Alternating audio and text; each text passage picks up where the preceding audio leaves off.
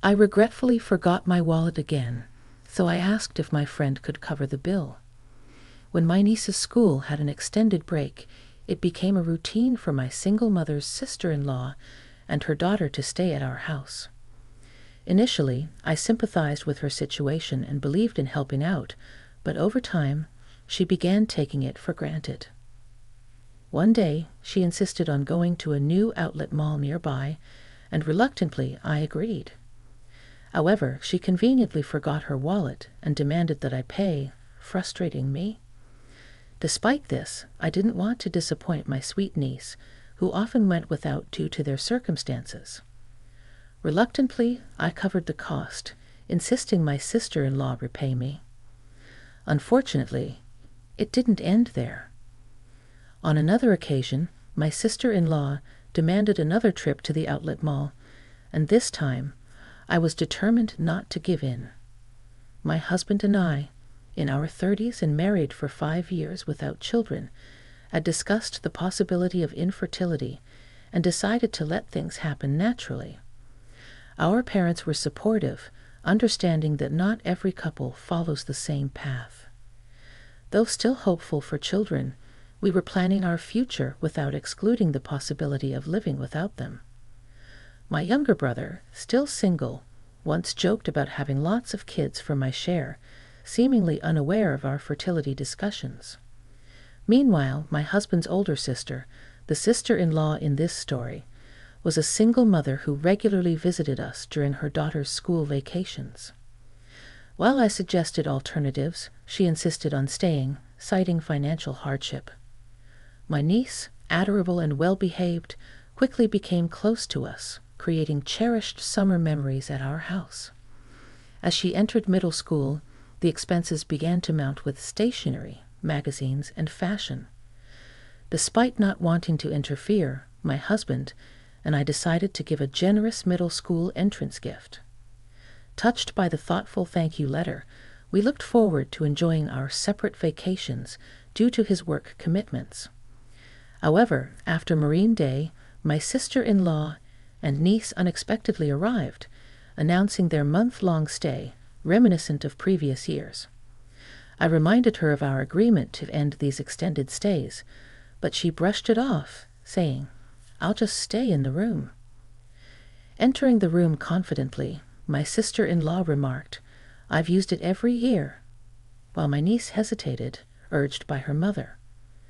My niece hurriedly brought their luggage, apologizing to me before settling in.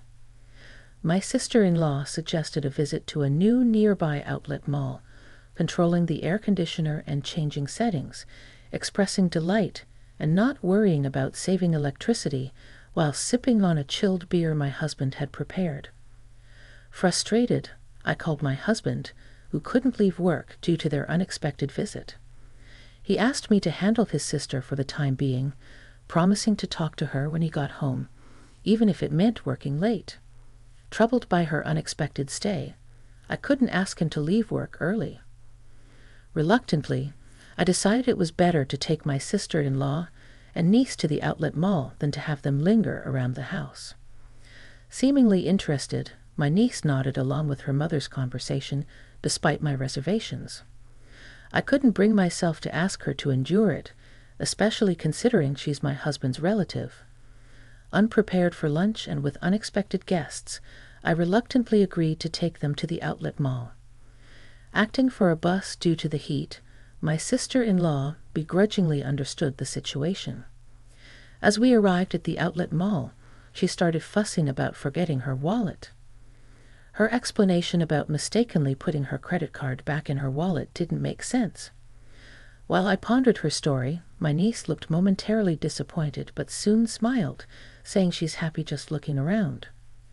Feeling sorry for my niece, I suggested covering today's shopping, estimating it wouldn't exceed $400 for 3 people. However, my sister-in-law seemed most delighted, eyeing expensive items from famous brands. I ended up playing the role of her wallet, using my credit card since I didn't have enough cash, demanding repayment as soon as we got home. My sister-in-law claimed she couldn't do it right away, citing a lack of cash and a forgotten bank card. When I suggested using her credit card's cash advance, she claimed her credit cards had expired, blaming a mix-up with a new one. I pressed her for proof, incredulous that she had allowed her cards to expire 3 months ago. She explained that she had panicked and switched wallets when her old one broke, making an honest mistake. She didn't want her in-laws to know about her financial struggles, having already burdened them with the divorce. I found it challenging to be too harsh with my sister-in-law, especially since she promised to repay me. Once back at her house during that summer, she stayed with us for about a month. While my niece eagerly helped with housework and expressed interest in cooking, my sister-in-law assumed a more demanding mother-in-law-like role, questioning the delay in lunch and criticizing our approach to saving electricity. My sister-in-law never contributed to housework and complained twice as much as anyone else. With her and my niece's presence, daily chores expanded to doing laundry for 4 people. When I mentioned the no air conditioning rule, complaints tripled. Frustrated, I asked my sister-in-law for help in hanging the laundry. But she dismissed it, insisting that being in the sun affected her skin and demanding an expensive sunscreen brand. After a month of enduring this, my sister-in-law finally left with my niece. However, when I asked her to repay the money she owed, she refused, claiming she couldn't do it before payday. Persistent in my demands, I eventually sent a certified letter as proof. When my niece discovered her mother hadn't repaid the money, she revealed that her mother had been receiving financial support from her ex-in-laws since the divorce. My niece promised to take responsibility and repay me from the financial support her mother received. She also expressed concern about her mother's increasingly sloppy lifestyle, embarrassing her. This situation fueled my anger towards my carefree sister-in-law. With my niece approaching high school and college expenses looming, I felt compelled to teach my sister-in-law a lesson. Taking advantage of the school break, my sister-in-law and niece stayed with us again. Immediately upon arrival, my sister-in-law demanded a trip to the outlet mall, claiming she needed winter clothes. Sensing a potential repeat of her carelessness, I had already contacted some allies. After about 2 hours of shopping, my sister-in-law called, admitting she forgot her wallet and requested I cover the cost.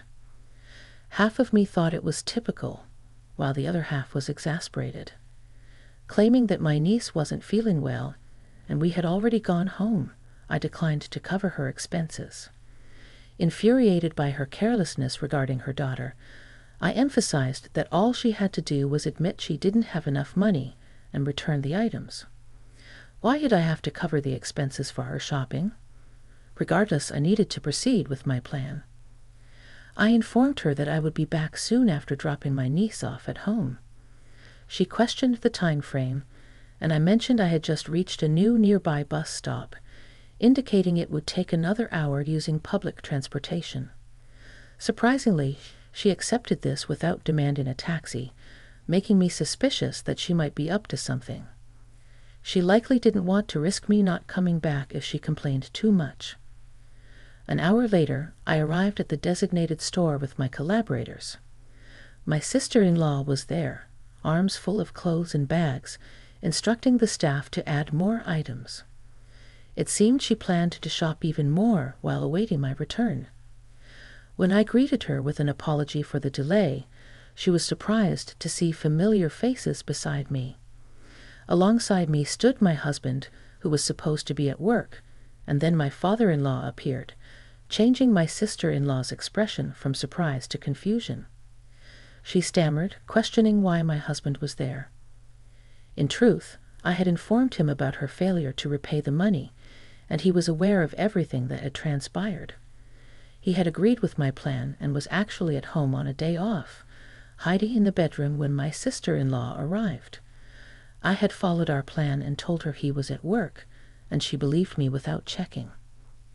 After hearing the story from my niece, my husband agreed that we should inform his parents. We reported everything, including her extended stay and refusal to repay the money. When I explained our plan for the day to my in-laws, they were furious, saying it was outrageous. After separating from my sister-in-law at the mall, I immediately contacted them. My husband had driven ahead and waited for us. My niece and I left my sister-in-law and went to the parking lot where my husband was waiting to drive us to a hotel to meet my in-laws. They had planned to go on a short trip to a rural area, but they prioritized our situation over their trip and waited at the hotel. I felt bad that their plans were ruined, but they insisted on dealing with my sister-in-law's antics first. As planned, we left my niece with my mother-in-law at the hotel and returned to the outlet mall. When we confronted her, my sister-in-law furiously accused me of being cheeky for someone who was just a wallet to her. However, my husband and father-in-law took away all the clothes and bags she was holding. My husband retorted, "What are you doing? Don't return my clothes. They're not yours if you're not paying for them." My sister-in-law hesitated for a moment as my father-in-law returned the items to the store staff. My husband then dragged her out, and as he pulled her arm, she screamed, "It hurts. Let me go. Someone help. He's attacking me." Realizing she couldn't overpower him, she started accusing my husband of being a villain. My father-in-law, who had returned from explaining to the store, pulled out something from his jacket pocket. He was, in fact, a police officer.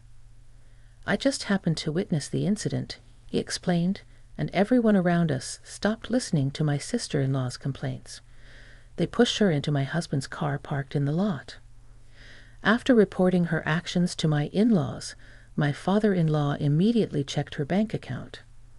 My niece knew where the passbook was, so they checked at my sister-in-law's house while she was away. The in-laws had been providing her with a monthly stipend, believing her claim of wanting to save the divorce settlement money for my niece's future. However, the entire amount was withdrawn on the day it was deposited, leaving a zero balance. The account in my niece's name, supposed to contain the divorce settlement, was almost empty because my sister-in-law didn't receive alimony due to her fault in the divorce. She also withdrew the child support from her ex-husband immediately after it was deposited.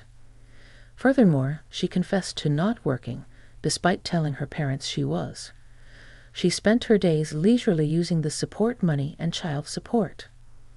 The divorce settlement money she claimed to save for my niece was spent on her lifestyle.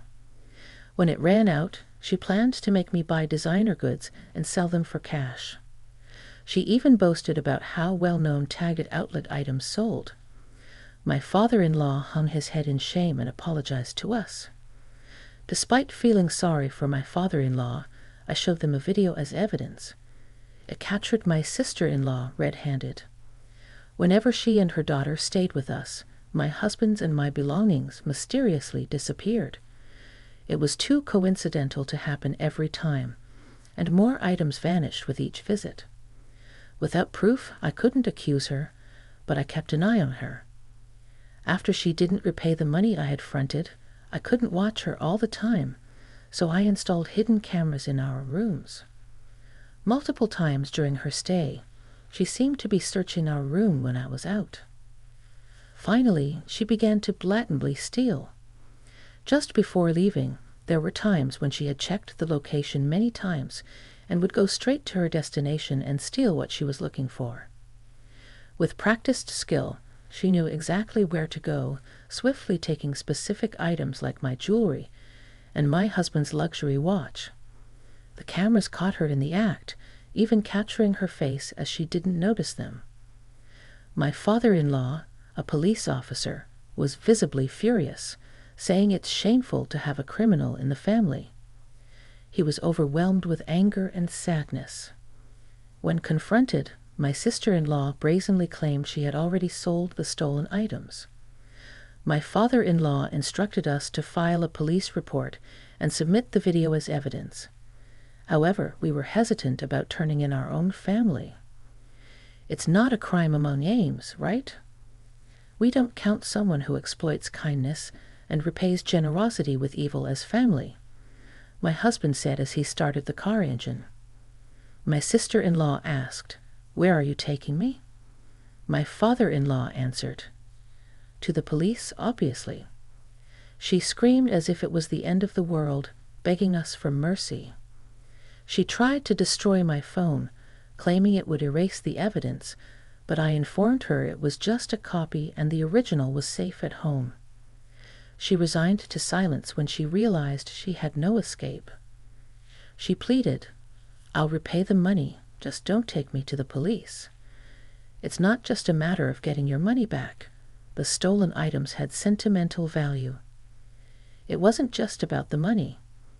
My jewelry I bought with my first salary, gifts from my husband, and heirlooms from my late grandmother. The same went for my husband's luxury watch. But we worried about what would happen to my niece if her mother became a criminal. We thought my in-laws would take care of her, but it would hurt her to know her mother was a thief. So for my niece's sake, we proposed not to file a report if she kept her promise to repay us. My father-in-law agreed to ensure she kept this promise. She had to repay a set amount each month earned through her own labor. If she failed, we would immediately file a report. I told him that I had recorded the entire conversation as suggested by my father-in-law for evidence. My sister-in-law had no way to deny or forget what was said. She had no choice but to hang her head in the face of the reality that "I don't know. I didn't say it. I forgot" was no longer valid. Later, she was taken back to her parents' house by my father-in-law. We received an apology from my in-laws later. They admitted they have been too lenient due to their love for their granddaughter and their daughter's manipulations. They realized they had spoiled her too much and vowed to re-educate her strictly. My sister-in-law, who had always been pampered, thought it was her due. After getting engaged, she quit her job to become a housewife. Even though it was difficult to get a job again after the divorce, my sister-in-law herself confessed that she thought she was only working part-time, but in reality, she wasn't working at all. After her divorce, she didn't even attempt to work, saying she didn't want to be associated with unfashionable older women. My father-in-law, knowing she was too sheltered, arranged for her to work at a company owned by his acquaintance. The owner was strict but fair. She struggled with basic manners and language, and her salary was managed by my mother-in-law, used to repay us. My sister-in-law and her daughter moved out of the house left by her ex-husband and now live under strict supervision with her parents. My niece is becoming a more responsible person, helping her grandparents. She plans to stay with them during the winter break, but looks forward to visiting us during the spring break. My husband and I are excited for her next visit. As for my sister-in-law, regardless of any change in her, she is not welcome in our house. We both agree it's best to avoid unpleasant feelings.